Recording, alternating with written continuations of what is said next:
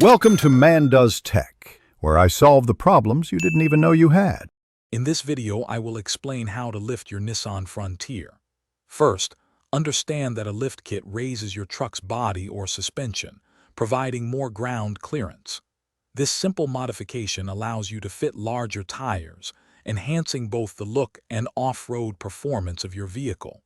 We'll focus on methods that are straightforward for the home mechanic, typically involving a 2-inch or 5-inch increase in height. When choosing a lift, spacer kits are often the easiest method for your Frontier. These kits typically involve placing spacers above or below your existing struts and adding blocks or shackles to the rear. While full suspension kits offer superior ride quality and articulation, they are more involved to install.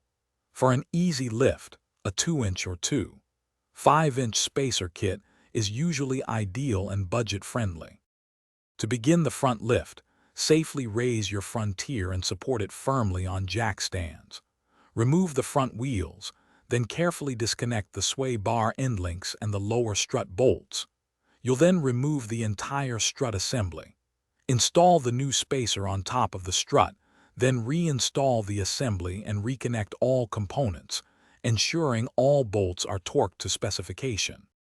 For the rear, you'll typically install lift blocks between your leaf springs and axle, or replace your shackles with extended ones.